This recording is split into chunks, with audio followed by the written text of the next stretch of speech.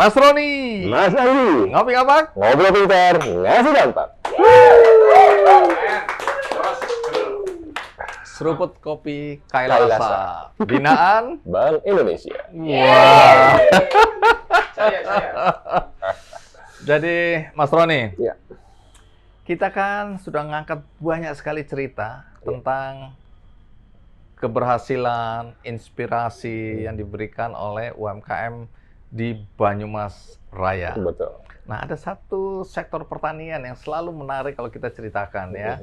Bagaimana di Banyumas Raya ini banyak produk-produk unggulan yang mungkin banyak orang tidak tahu. Termasuk ada melon yang enak sekali rasanya dan lembutnya. Banyak sekali orang berpikir bahwa itu adalah buah impor. Oke. Karena kalau enak, manis, Oh, pasti dari luar. impor. Padahal aslinya dari Cilongok. Di mana saya berada sekarang. Nah, ini ada teman-teman petani yang mengembangkan produk buah melon yang tidak kalah dengan buah-buah impor yang sekarang juga sudah ada di pasar-pasar di Banyumas Raya, bahkan di Jakarta dan di beberapa daerah lainnya. Nah, ini kan kebanggaan kita sebagai orang Banyumas. Untuk mempromosikan juga mempromosikan dan menceritakan kisah-kisah inspiratif mereka. Betul. Siapa nih mereka ini? Ini memang kita harus perkenalkan nih buat kancah sedulur. Karena kancah sedulur, sesuatu produk gitu ya, tidak hanya, jadi nggak perlu hanya orang pintar, tapi produk juga harus pintar. Dan di sini ada namanya pertanian pintar. Pertanian pintar. Kenapa disebut pertanian pintar? Nah, karena ada teknologi di sana, ada sistem dan SOP tertentu, ketelitian tertentu yang membuat dia lebih pintar dari standar. Nah, kalau kita mau belajar, kita coba kenalin yang tamu pada kesempatan kali ini. Orang ngapak, orang kepenak. Nonton ngopi ngapak, sering banyak cerita unik. Kancah sedulur, yuk kita belajar sejenak buat orang yang ahli dari pertanian hidroponik. Nah, kita kenal Mas Anton. Iya, tos dulu. Iya, Mas Anton, terima kasih. Hijau daun smart farming. Oh, memang orang pintar. Orang pintar. Temennya orang pintar. Iya, tidak harus selalu minum. Minum orang pintar. Oke, silakan duduk. Ini orang pintar ini agak merepotkan. Baik, Mas Anton. Tadi kami baru ngobrol soal melon. Emang Anda petani melon? Iya, betul, petani melon. Apa hebatnya melon Anda ini sampai terpaksa kita mengundang ke sini? Coba. Ya, karena dari melon itu rasanya yang luar biasa daripada yang melon-melon yang lain orang petani tanam. Lebih pintar nih. Iya, udah pintar jualan ini ya. Baik, ini melon ini bibitnya dari mana? Apakah ini lokal atau bibit dari luar? Bibit dari luar, kebetulan kita ngambil dari Magelang juga ada. Oh, sana ya, terus kemudian dikembangkan. Betul. Oke, dengan sistem apa? Dengan sistem hidroponik yang kita pakai sistem vertikasi tetes. Apa irigasi tetes? Iya. Apa itu? Jadi untuk penyiraman pupuknya itu melalui selang-selang drip-drip yang masuk ke polybag. Oke, jadi ini tidak membutuhkan terlalu banyak tenaga kerja. Betul, jadi tidak harus menyiram satu persatu. Kita cukup buka stop keran satu, kita dorong pakai pompa. Mengalir semua. Betul. Ini udah mulai usaha dari tahun berapa ini? Berarti semenjak saya pulang dari Malaysia, berarti tahun 2017-an. Nah, Mas Roni, ini dari Malaysia ini coba ditanya ini ngapain di Malaysia? Dulunya memang sarjana pertanian ya, Mas? Bukan. Oh, bukan. Gimana? Kita kesasar ke Malaysia. Jadi, emang lulusan apa kalau bukan sarjana? Lulusan STM, mekanik umum. Nah, terus kerjanya di pertanian kan udah nggak nyambung gitu. Cari nafkah ke negeri orang. Usaha apa itu? Dulu usaha jualan motor second. Oh, jual beli motor. Terus kenapa akhirnya ditinggal? Akhirnya ya karena udah bisa jalan, akhirnya terpaksanya pergi ke luar negeri. Oh, sebagai tenaga kerja Indonesia. Ya. Dan kebetulan di sana kerja di pertanian, di sektor bidang pertanian. Tapi kan dari STM nggak punya pengalaman, terus sama sekali nggak mengenal tanaman. Jenis tanaman aja nggak tahu, apalagi biji. Akhirnya saya tekuni, belajar sambil kerja. Alhamdulillah sampai sekarang ilmunya digunakan di Indonesia. Ada pengalaman menarik waktu di Malaysia? Ya, sangat menarik. Apa pengalaman yang bisa? Pengalamannya kita bisa belajar sama orang-orang pintar dari profesor-profesor negara mana aja, kita serap. Akhirnya kita bisa tanam sendiri. Saya dengar pernah ada masalah juga waktu pas di Malaysia. Ya pasti ada, masalah tetap ada. Itu pernah sampai di penjara atau? Itu kesalahan apa? Penempatan tenaga kerja harusnya kan untuk penempatan tenaga kerja kan sesuai dengan paspor. Nah, misalnya kita di wilayah Banyumas, terus dipindahkan di wilayah Purbalingga kan tidak boleh. Harus sesuai paspor. Akhirnya ditangkap sama imigrasi.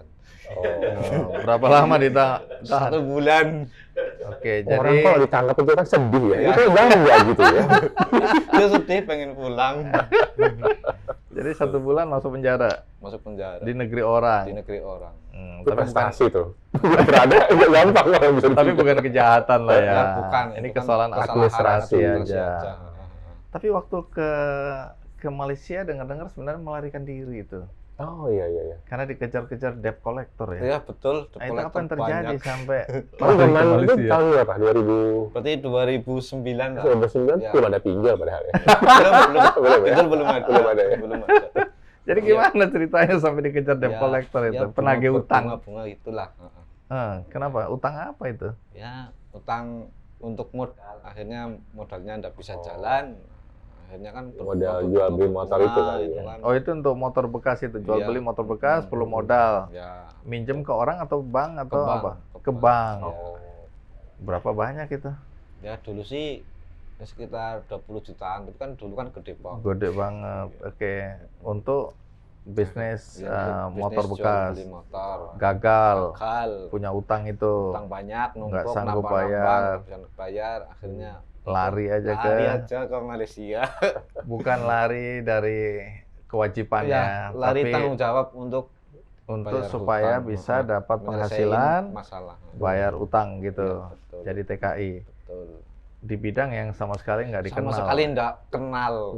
Di sana itu apa sih? Tanam apa atau pertanian apa? Di sana itu pertanian sudah modern semua. Kita tanam itu mulai dari kopi, terus tomat, cabai, paprika, jenis-jenis lada. Ini hidroponik semua? Hidroponik semua. Emang gede banget ya? Gede banget. Kebetulan di sana itu yang saya pegang itu kurang lebih 3 hektaran. 3 hektar. Pegang itu artinya posisi udah bagus dong? Menghandle semua untuk 3 hektar itu. Kebetulan tadinya bekerja dari bawah? Dari bawah. Terus naik pangkat ya? Naik pangkat. Berarti pinter dong ya? Alhamdulillah. Banyak orang pinter di sini. Benar. Iya, cuma minumannya air putih. Oke. Terus berapa lama waktu itu? Di Malaysia kurang lebih 9 tahun. 9 tahun. Akhirnya semenjak ditangkap imigrasi, akhirnya pulang ke Indonesia, kapok lah. Oh kapok, udah nggak mau lagi di sana. Ilmu udah ada, terus saya promosi lewat Facebook, Instagram. Akhirnya setelah pulang dari Indonesia langsung saya tanam di Semarang. Yang dipromosikan apa waktu itu di Instagram? Cara untuk hidroponik. Untuk hidroponik untuk semua. Jenis tanaman apa aja? Iya, betul. Jadi cara membuatnya. Cara pemupukkannya, cara merawatnya gitu. Ini sebelum pandemi ya? Sebelum. Jadi sesudah pandemi makin banyak orang dong yang ya alhamdulillah nonton ada itu. Pandemi ada untungnya juga. Wow, bagi orang-orang tertentu pandemi mendatangkan rezeki ya. Oke, jadi terutama di sektor pertanian. Pada waktu pandemi kan kebanyakan kan orang mainnya ke ladang semua, jadi tidak ada yang keluar kemana-mana kan. Akhirnya banyak yang belajar tentang pertanian. Pertanian hidroponik, ya, karena lahan yang terbatas ya. Akses untuk keluar yang terbatas. Betul. Orang bikin kebun-kebunnya sendiri di rumah masing-masing. Untuk skala hobi lah. Jadi omset naik dong. Ya alhamdulillah ada. Itu menarik ya, artinya kan namanya apa? Hijau daun ini. Ya, hijau daun. waktu iklan lewat Instagram, Facebook, itu kan mulai ada yang mungkin customer. Nah, sekarang udah berapa banyak customer yang? Sampai sekarang udah banyak sih, mulai dari Bali, Jawa Timur, Jawa Tengah, Jawa Barat, sampai kemarin juga dipanggil di daerah Brastagi, Medan. Berarti sudah nasional nih, ya. di mana-mana ya. Ya, betul. Nah, itu gimana? Ada strategi tertentu? Kenapa cuman hanya udah iklan di Instagram dipanggil, atau ada apa cara-cara biar menarik pelanggan?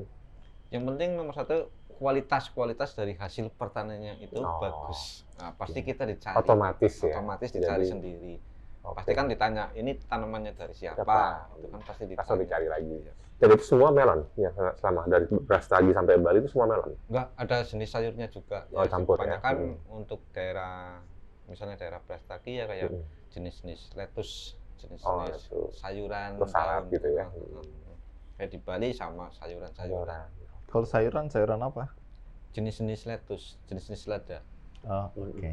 Nah, kebetulan kan kita di sini kan untuk dataran rendah, jadi kita tanamnya melon. Oh, melon lebih cocok untuk dataran rendah. Lebih manis ya. Kalau di udara dingin dia bedanya cuma di faktor usia saja sih. Kalau di dataran rendah itu bisa berumur 65 hari setelah tanam kita sudah panen. Tapi kalau di dataran tinggi usianya lebih panjang. Jadi Mas Anton ini menyediakan jasa apa sebenarnya? Jualan melonnya atau ada jasa lain? Ya, untuk jualan melonnya juga ada. Terus kita jasa untuk pembuatan greenhouse sama tanamannya. Jadi semuanya. Oh, gitu. Jadi kalau saya mau bikin greenhouse, itu bisa minta jasa Mas Anton dan teman-teman. Betul. Oke, jadi kalau pesan greenhouse itu bagaimana ininya, aturan mainnya? Saya luasannya, kualitasnya, bentuknya, materialnya atau apa? Semuanya dari saya semuanya, itu dengan kita ajukan harga itu per meternya kurang lebih 800 ribuan. 800.000 per meter. Jadi itu udah semuanya. Itu bahan-bahannya apa aja itu untuk bahan konstruksinya kita besi galvanis. Gitu. Jadi kalau dibilang greenhouse itu artinya semua tertutup ya? Tertutup ya, plastik, semua insect net dindingnya. Bawahnya pakai ground net. Untuk sistem irigasinya semuanya sudah diatur, pipanisasinya apa segala macam ya. Betul. Itu bersih 800 per meter persegi. Betul. Oke, jadi tinggal dikalikan aja kalau kita mau 1.000 misalnya. Mau 500 meter, mau 1.000, mau 2 hektar. Iya. Ini yang pesan ke Mas Anton lebih banyak yang bisnis atau hobi? Kebanyakan rata-rata untuk bisnis semua. Oh, bisnis. Oke, jadi kalau saya sekarang nih mau memulai bisnis, itu ada nggak nasihat sebaiknya tanam apa, mau dijual kemana, begitu-gitu ada pertanyaan itu? Ada. Nanti kan kita survei lahannya itu di daerah kota mana, terus cocoknya untuk jenis tanaman apa, nah kita survei. Terus kalau saya mau mulai, untuk apa aja lah, katakanlah nasihat, itu luasan dari greenhouse-nya berapa, sebaiknya tanam apa, dan ini otomatis sudah bisa muter. Kalau Bapak ya sarankan 1 hektar lah baru. Iya. Jadi kalau saya mulai dengan 500 meter persegi, tanggung. Tapi bisa. Paling kecil berapa? Paling kecil 500 meter persegi. Oke, itu marginnya ya kecil ya, tapi pasti ya. Pasti. Tanam apa itu sebaiknya? Ya kalau di daerah Purwokerto ya ini kan dataran rendah, ya melon lah bagus. Melon. Ya. Oke. Terus bibitnya beli lagi? Beli lagi. Nanti kan tak kasih link, nanti kalau sudah jalan kan beli sendiri. Oh, silakan beli sendiri. Terus jasa berikutnya apa ini? After sale service-nya ada nggak? Konsultasi gratis. Oh, konsultasi. Oh, sesudah kita beli atau jasanya di ini, bibitnya beli dulu. Tapi nanti bisa beli di luar sendiri, terserah ya. Terserah. Tapi ada pendampingan berarti ya. Pendampingan seumur hidup. Seumur hidup. Bayar lagi atau enggak itu? Nggak usah. Oh, jadi satu kali bayar tapi dapat servis ya, sepanjang masa. Sepanjang masa. Hebat juga berarti ya. Menarik ini. Menarik ini. Cocok buat orang-orang pintar ini. 1 hektar tapi. Jadi sekarang boleh tahu nih, untuk katakanlah 1 hektar tanah greenhouse sudah lengkap semua dengan pengairan, pupuk dan lain-lain. Itu hasilnya itu berapa banyak atau berapa besar? Berarti kan per 1000 meter, berarti ada tanaman sekitar kurang lebih 3000 tanaman. Berarti per 1000 meternya kurang lebih 3 ton. Hitung aja untuk satu tanaman itu 1 kilo. Berarti kan cuma kalau 1 hektar 3 kali 10.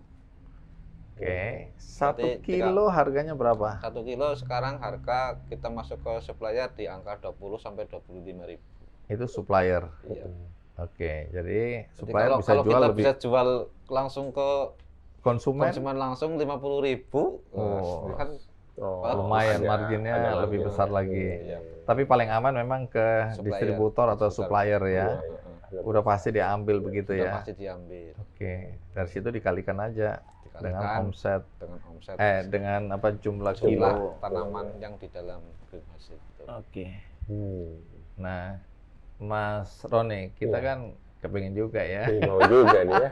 Cuma kita belum tahu tantangannya apa ini ya. Kalau bisnis ini, kita kan nggak tahu nih pasarnya cukup nyerap atau tidak. Jangan-jangan begitu kita bikin berdua ini kami tertarik nih. Kami bikin, tahu-tahu pasar udah jenuh. Sementara sih kalau saya lihat di Indonesia sih untuk petani-petani modern khususnya yang baru terjun baru berapa persen sih. Jadi kan untuk angka penyerapan pasar itu masih terbuka lebar. Oh, jadi demand-nya masih tinggi. Untuk Lah. melon itu tadi ya. Iya. Kalau demand-nya tinggi, kenapa nggak banyak orang masuk di sini? Nah, itu Kendalanya apa? Tantangannya apa? kendalanya kan orang-orang di daerah di Indonesia khususnya kan untuk pertanian Indonesia yang modern itu masih kurang. Jadi belum mengenal betul Teknologinya. teknologi pertanian modern Modern. itu. Baik, jadi saya ini kan pernah main ke Purwakarta dan saya informasikan ke Mas Roni bahwa di sana itu bukan pertanian perkebunan, tapi itu pabrik. Ya, Samping Jadi- besar ya. Wah, semua itu dengan teknologi tinggi. Jadi yang sama, tanam di sini, mulai besar di sini, berbuah di sini, matang di sana. Iya, betul. Jadi itu siklusnya akan terus. Jadi panen terus itu panen ya. terus, Dan kalau kita lihat melon di Jepang kan ada yang dibikin kotak-kotak, dikembangkan, dibikin kotak gitu. Ya. Ada nggak itu? Nah, kalau di sini sih belum ada karena kan Itu untuk cuma alat- lucu-lucuan bikin- ya. harus bikin alat cetaknya itu. Kita harus buatnya bentuk itu, kudi itu ya. Iya, atau bentuk apa kan Bentuk bisa. apa aja bisa sebenarnya Iya, ya. sebenarnya bisa. Karena dia akan tumbuh dan berkembang sesuai dengan bentuknya ya. Iya, betul. Baik. Jadi segmentasi ini dengan harga segitu itu apa? Menengah atas ini ya. Iya, betul. Karena orang-orang makan melon itu ya sesuatu yang istimewa ya. Iya, iya. Tergantung melonnya nih. Karena ada juga melon yang sekedar melon. Sekedar melon harganya itu rasanya itu Anyep hambar, itu. hambar, ya. Anyep. Nah, kalau ya, yang kita hambar. tanam itu dijamin lah Pasti super manis. Nah, Manis. kita kan masuk ke pasar itu sebelum kita panen itu kita ukur dulu kadar kemanisannya gulanya itu berapa. Nah, kita masuk ke pasar itu paling tidak yang diterima itu di atas 14 bricknya itu. Ada 14 apa itu? ukuran Brick. manis. Brick namanya. Nah, brick 14 Oh, itu baru itu diterima. standar kemanisan. masuk ke pasar. Oh, standar masuk kualitas, standar Ya, kualitas. betul. Kalau di bawah angka itu ya kita nggak berani. Jadi sesuai. Jadi itu untuk rasanya itu tetap stabil rasanya. Oke, jadi jaminan ya. Hari Nah. ini ada misalnya ada merek apa gitu, kalau kita beli rasanya akan sama sepanjang masa. Ya betul. Nggak ada musim hujan, musim kering, musim apa. Musim apa nggak mengenal. Iya. Oke. Karena kita panennya sebelum dipanen kita tes uji dulu sendiri. Gitu. Nah, ini mungkin kancah saudara belum paham tentang greenhouse. Mungkin sebagian mikir, oh apa rumah hijau, warnanya hijau, Dicat gitu ya. hijau. Dicat hijau. Mungkin bisa dijelaskan apa sih bentuk greenhouse? Nanti sambil kita tayangkan video tentang greenhouse-nya ya. Kalau sebetulnya sih secara umum greenhouse itu sih cuma untuk rumah untuk tanaman supaya ndak kena hujan, terus menanggulangi hama sama penyakit itu aja sih. Semuanya sih itu dari atapnya itu kan transparan, yang tembus cahaya, terus dindingnya juga tembus cahaya semuanya. Kan pakai apa? Plastik ya? Ya, untuk tepinya itu pakai insect net. Insect net namanya. Kalau yang atas pakai apa nanti? Plastik UV namanya. UV. Itu kuat untuk hujan segala Itu macam. kuat itu Tahan kita berapa juga tahun? yang ketebalan 200 mikron untuk kandungan UV-nya yang 14%. Jadi kan itu tahan lama, paling tidak yang 4 sampai 5 tahun masih tetap kuat. Oh, 4-5 tahun. Sekali harus diganti berarti ya modelnya. Kalau ganti Plastiknya aja kan. Kalau rangkanya masih tetap konstruksinya kuat, kan masih kuat. konstruksinya masih tetap kuat. Tapi ada pengalaman, maksudnya dengan rangka. Misalnya kan kalau di Indonesia hujannya angin juga kenceng gitu ya, itu apa tetap kuat itu ya? Kalau angin tetap kuat, karena kan kita untuk konstruksinya itu kekuatannya juga bagus. Ya. Nggak sembarangan kita bikin asal-asalan, nanti kena angin, ya kita yang rugi, tetap nanti yang Karena nuntut ke kita. seumur hidup tadi soalnya. Iya. Jadi kalau tadi ya, katakan 500 meter persegi lahannya, kemudian nanti kan dikalikan aja dengan per meter perseginya 800 ya. Nah, tapi kalau 500 meter persegi dengan semua perlengkapannya, pipa-pipa apa semua diatur, itu perlu modal berapa besar itu? Itu sudah semuanya. Oke. Di luar perataan lahan. Oh, lahan harus punya sendiri ya. Harus punya sendiri. Perataan itu artinya masih bentuknya tanah atau sudah harus di berbentuk tanah lah, rata. Intinya cor gitu. Tanah itu sudah rata. Nah, sudah rata. Kita mulai pengerjaan. Nah, itu berapa modal yang saya butuhkan untuk udah bisa jadi sebuah greenhouse yang sudah ada bibitnya apa semua? Ya sudah semuanya itu 800.000 itu sudah tinggal buka kunci, panen gitu. Oh, oke. Nah, jadi mulai dari tenaga kerja semuanya bibit, itu dari saya bibit semuanya, awal dari bibit awal dari kita semuanya. Itu sudah termasuk 800 semuanya, meter persegi. pupuk, semuanya. Oh, tinggal tunggu panen. Tinggal tunggu panen. Ada pendampingan sampai panen. Sampai panen. Oh, jadi tergantung dari besarannya tadi ya. Dengan luasnya ya, tapi minimal 500 meter persegi. Oke. Itu nunggu panen berapa kali setahun? Kalau di sini berarti untuk masa panen plus minusnya kurang lebih 3 bulan. Nah, berarti kan untuk 1 tahun bisa 4 kali tanam. Oke. 4 kali tanam. 4 kali tanam. Berarti yang paling ideal 2000 meter berarti ya.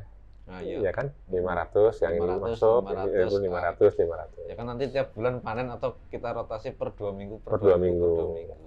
Terus dengar informasi bahwa ini bukan cuma suplai di Banyumas Raya aja ya? Iya. Nah, kita sudah ada di mana aja? Bisa kirim ke Bali juga bisa, atau Surabaya atau Jakarta. Bisa kirim, tapi sebenarnya yang sudah ada itu di mana aja? Yang sudah ada kebun di Jakarta ada, di Bogor, lagi di Bandung, terus lagi di Batu Malang. Wah, sampai sana ya? Iya, sampai ke Bali. Ya, tapi cikal bakalnya awalnya itu di Cilongok. Banyumas. Berarti kita satu kecamatan ya? Satu kecamatan. maksa. Cocok. Maksa, ya. Cocok. Kelihatan mau jadi Pak Camat seperti Iya. Coba itu boleh Mas Anton. Saya mau lihat itu ada. Oh iya, ini melonnya. Coba lihat. Mbak sini. Ini melon beneran atau plastik? Ini asli. Oh, asli. Mas Tony mau lihat. Coba. Iya kan. Ini yang udah siap saji atau belum ini? Yang sudah siap saji. Biasanya kalau habis dipetik tunggu berapa lama baru manis baru enak? Langsung dipotong, langsung dimakan bisa. Iya, tapi idealnya berapa lama dibiarkan seperti ini? Kalau dibiarkan seperti ini, kita ngambil jenis bibit yang tahan lama. Itu sekitar 3 minggu sampai 1 bulan bisa kuat. Oke. Tapi ini jenisnya jenis keras, idealnya 2 minggu lah. Idealnya kalau habis dipetik berapa lama baru manis itu? Habis dipetik langsung manis ya. Tidak perlu nunggu. Iya. Kalau mangga kan perlu diimbusi gitu lah. Ini kalau jenis melon kan enggak ada kata imbu-imbuan. Oh, ini memang udah matang ya. Seperti gadis desa Cilongok. Habis dipetik langsung manis. Iya. Kalau dilihat bentuknya, beratnya, ini memang menjanjikan ya. Iya. Oke. Jadi ini udah siap disaji ya segini? Sudah siap. Ini berapa harga pasaran kalau di Banyumas? Kalau di Banyumas sekitar kurang lebih ya 30 ribuan, 35 lah. 35 per kilo. Per kilo. Harga konsumen. Di konsumen harganya segitu ya? Iya.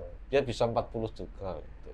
Tapi kalau yang di Purwakarta saya dengar itu sampai 60.000, dijual 70.000, 75.000 oleh. Di pasar-pasar supermarket atau apa. Iya, jadi naik harganya. Harganya naik. Dijual ke itu Oh. 60.000, Mm-mm. dijual ke supermarket 60.000, supermarket menjual 75.000. Iya, kurang lebih. Berarti segitu. kalau di Banyumas masih oke ini ya. masih oke, masih murah. Masih murah 30. Oke, kita beli semua mana barang-barangnya. Boleh, boleh. Kita jualan aja.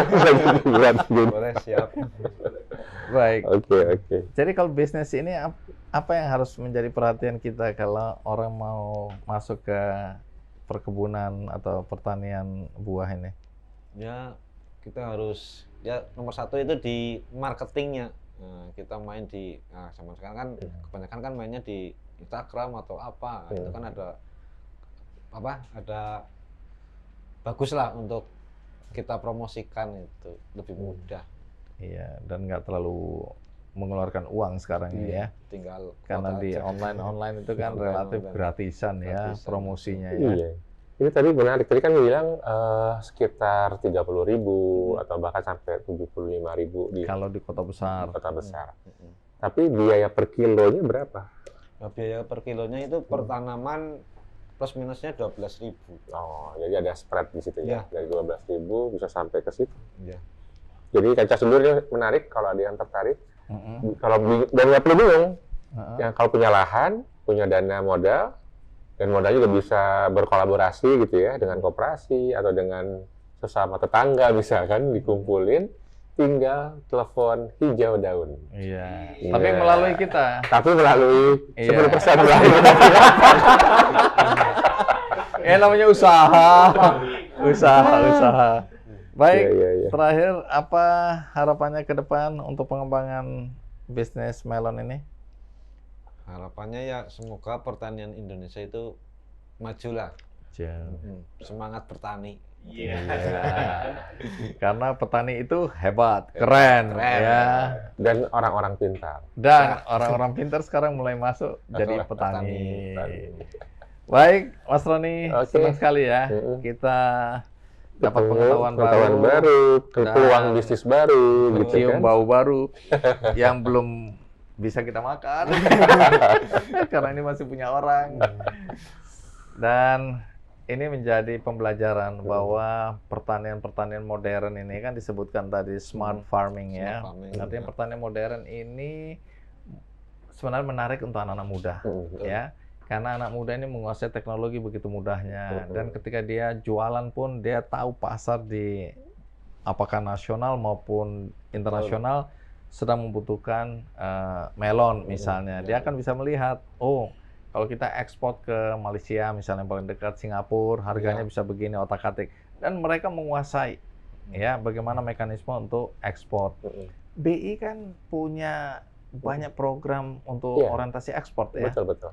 Bisa cerita sedikit soal ekspor ini? Jadi ini bahkan ini sangat besar peluangnya dalam konteks begini. Sekarang Pak Jokowi udah bicara tentang bagaimana tantangan di tahun-tahun berikutnya ya gara-gara geopolitik, ketegangan geopolitik. Artinya ketahanan pangan menjadi isu, gitu kan. Nah, di kita ternyata inflasi juga naik turun, khususnya kayak barang-barang yang volatile food seperti cabai, bawang merah, segala macam. Nah, kalau ini bisa ditanam dalam greenhouse seperti ini yang tidak terpengaruh oleh iklim yang sekarang juga banyak berubah, itu membuat pasokan juga lebih stabil, sehingga inflasi juga bisa lebih terkendali. Jadi ini bisa beyond dari sekedar melon nanti ya pengembangannya. Betul. Nah, dalam konteks itu, kita lihat kalau ketahanan pangan di luar udah kurang, mereka mau stok dari mana kalau nggak dari tanah kita yang subur ini, gitu. Dan itu kalau kita punya standar yang tadi dengan hidroponik, tentu kan tadi standar kan, rasanya lebih oke, nggak kena hama, kepastian untuk menjual juga jadi ada, produknya ada, dan itu pasti peluang ekspor otomatis kebuka lebar. Apalagi nggak usah jauh-jauh ke Eropa atau Amerika, even Singapura nggak punya lahan pasti. Bisa ke Singapura. Itu dari sisi ekspor. Dari sisi masyarakat pun kalau nanti bisa diatur, kita juga bisa mulai nanti menanam urban farming misalkan di masing-masing pekarangan rumah, nanam cabai, bawang gitu kan, dengan konsep hidroponik, itu juga bisa menolong bagaimana pasokan-pasokan barang-barang yang sering naik turun harga itu lebih stabil di masyarakat. Nah, jadi kita ngelihat yang namanya teknologi ini memang harus selalu diangkat literasinya, Mas Andi. biar nanti kesejahteraannya jadi memang meluas gitu, tidak hanya untuk sisi bisnis tapi itu bicara perekonomian Indonesia gitu. Iya. Baik, tiada pesta yang tidak berakhir. Maka pesta kita hari Harus ini kita akhiri akhiri. juga. Silakan ditutup. Oke, kapak bukan sembarang kapak dipakai potong terasi. Sekian episode Ngopi Kapak, semoga selalu memberi inspirasi. Mas Roni, Mas Andi, ngopi kapan? ngobrol pintar, ngasih dampak. Senang bisa berbagi. Yeay!